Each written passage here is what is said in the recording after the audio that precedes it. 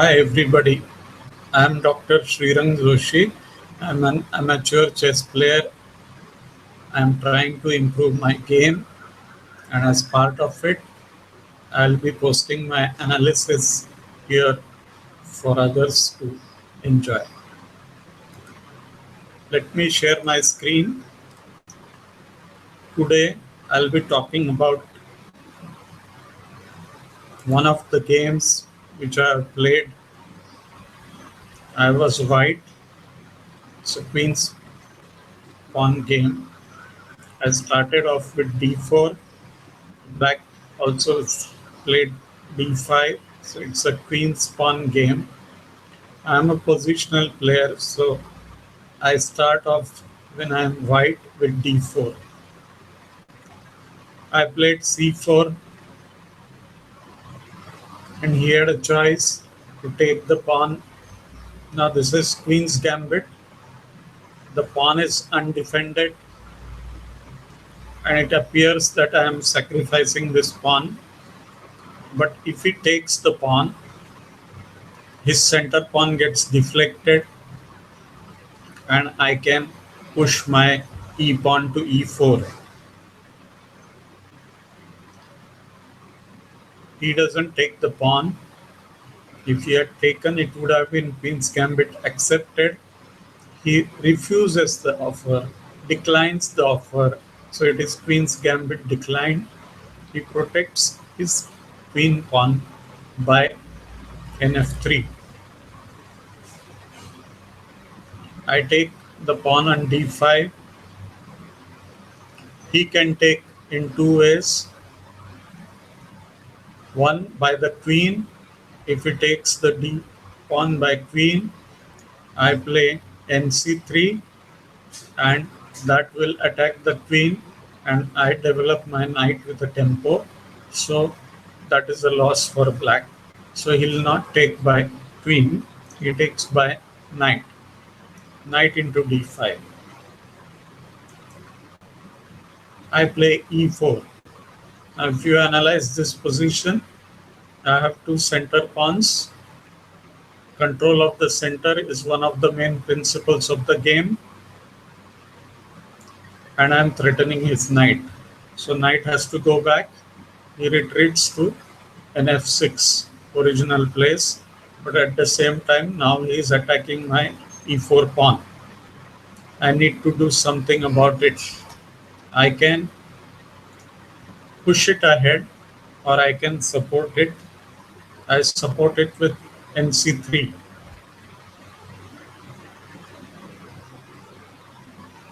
Seems to be an aggressive player. Plays bg4, attacking my queen. Can I take this bishop? No, because it is defended by this knight. Can I move queen somewhere? No, because my queen is defending this d pawn. And if I move my queen anywhere, my d pawn will go. So I'll lose a pawn. So I can't move the queen. So I need to put something in between. Can I put f pawn in between? Yes, but it will weaken my king side, and it will take away a good square for my knight. Can I put my knight in between? I can put my knight at nf3, but he might take it. And if then I recapture with my g pawn, my king side structure will get damaged. And if I recapture with queen, then my d pawn will be left undefended and it will fall. So I can't put knight in between on nf3. I have to use this square d2, either knight or bishop. If I put my knight, I am blocking my bishop. So I go with bishop d2. Exchanges the bishop. Now I can take in four ways. Can I take with this knight on c3? Yes, but this knight on c3 is already doing a job of defending the e pawn. So I don't want to move it. I'll lose the e pawn otherwise. Can I take By queen, queen is also defending this d pawn. So if I take by the queen, my d pawn will fall. Can I take by king? Yes, I can. But if I take by the king, my castling right will go off and my king will be straddled in the center, affecting all other pieces. So the better is to take by this g knight.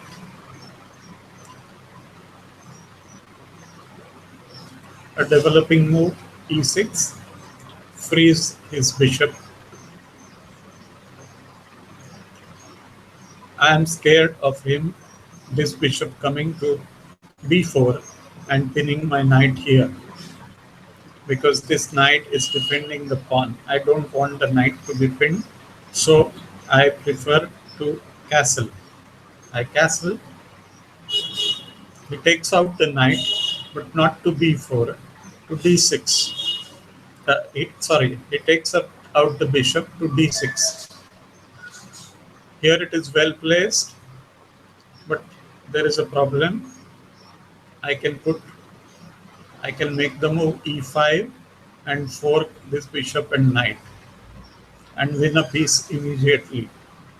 I missed this during the game. I played bishop f4 because since his bishop was well placed, I wanted to exchange it. Well placed pieces of the opponent always need to be exchanged. He shifted to b4, but now the bishop here, the threat is he'll exchange with the knight and then take this e pawn.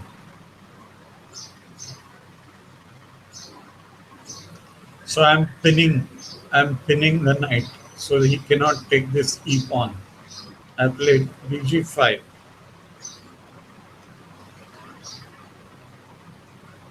He kicks my bishop. He doesn't like the pin and he wants to unpin his knight. So he plays h6 and kicks my bishop. I want to keep the pin on, so I retreat, but keeping the pin on, I go to h4. He plays g5, again attacking my bishop. Now if I retreat my bishop, he'll exchange my c3 knight, capture my c3 knight, and then my e pawn will fall. The e pawn was at risk, so I push my e pawn so that attacking his knight.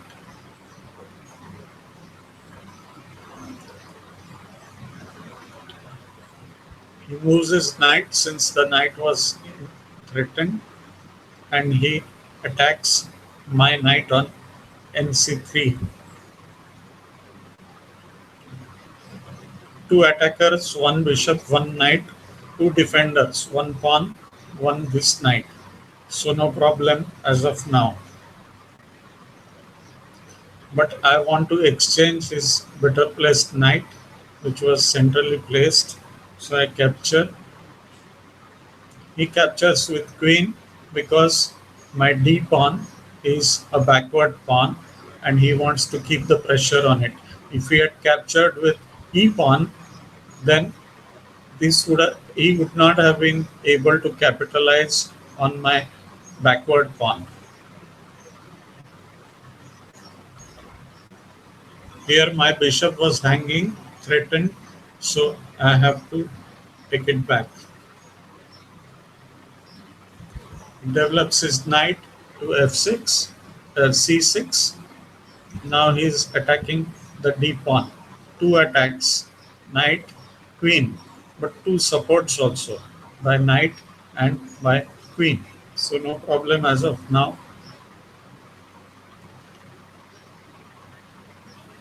The most active piece and in my camp controlling many squares is his dark squared bishop, and I want to kick him out of my zone. So I play a3. His bishop has to move somewhere. Goes to e7. Now here the power of the bishop is reduced. The number of squares, it doesn't control anything on the king side, only some squares on the queen side. Now it is a general rule that anytime roots belong to open or semi-open files. So this C file is semi-open for me, and this was the last piece to be developed. I have moved the rook from A1 to C1. The pawn roller has started. His H and G pawns both are menacingly attacking the king side, but he has only one piece on his side, that is the rook. All his other pieces are trapped or are on the queen side. So most likely nothing will come out of this attack. However, I have to play carefully. There is the danger of he playing this h4, and then my bishop will get trapped. So I need to play f3, create a space for my bishop. He plays as expected h4, and I retreat my bishop, save my bishop to f2. And from f2, it is supporting d4, which is my weakness. So 2 attackers on d4 and 3 defenders on d4. Castle's long, a good move, because in one stroke he puts the king into safer side, and his rook is bearing down on the weakness in the white's camp, that is the backward d pawn. And as it is, his king side was open, so the king could not have stayed safe there. I won't say a blunder, but yes, the queen in the first rank was protected by rooks, and I have taken it to d3. It is undefended. I missed this. It is undefended, so the pawn in front of it on d4 is pinned. It can't move, and since it can't move, it can't give support to e5. So essentially my e5 pawn has become undefended and it will fall. But he doesn't notice it, I think. He plays rook g8. 2 rooks, 2 pawns trying to push ahead. Now, anytime if there is an attack going on, you can either defend or you can counter attack. I prefer to counter attack. I threaten his queen by my move of knight to c3. Now his queen is under attack and queen needs to go back. It goes to d7. Less of an influence there. I have pushed his queen, but 2 rooks, 2 pawns are threatening my king's side. I need to do something about that. I play h3.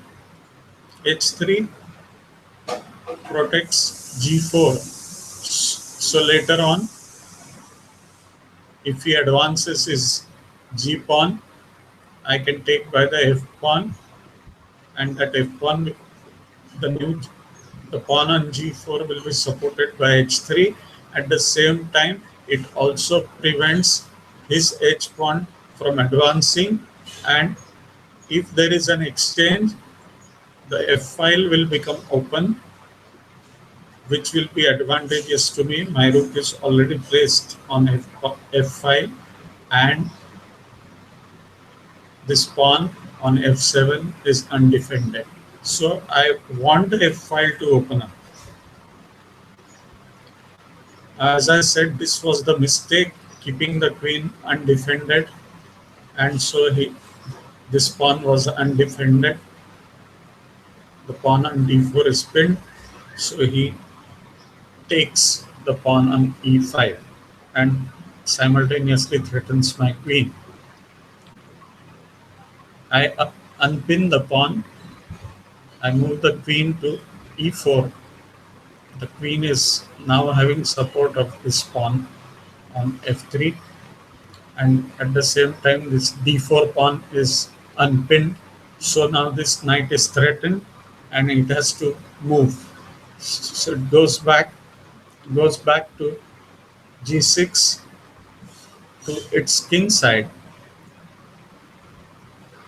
Maybe a mistake because his the side where his king resides, there are no pieces there to defend.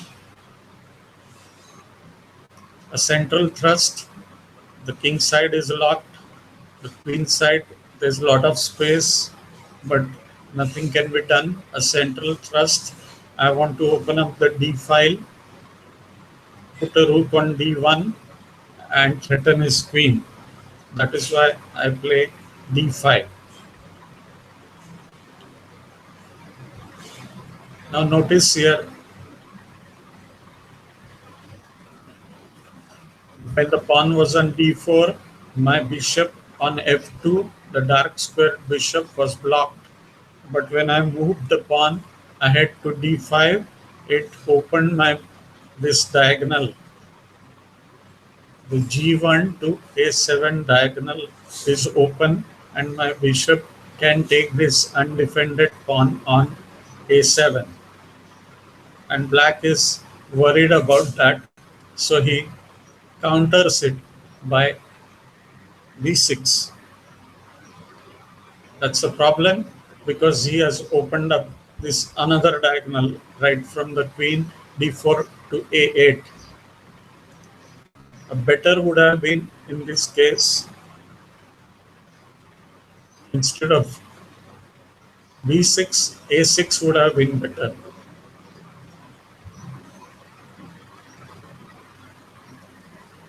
Now I want to open up the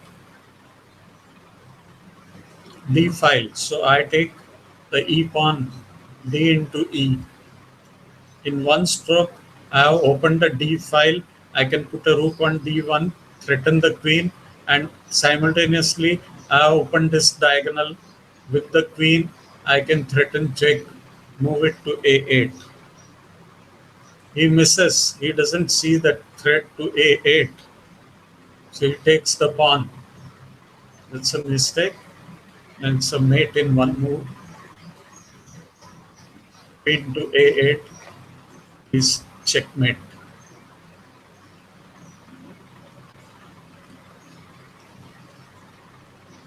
Thank you all.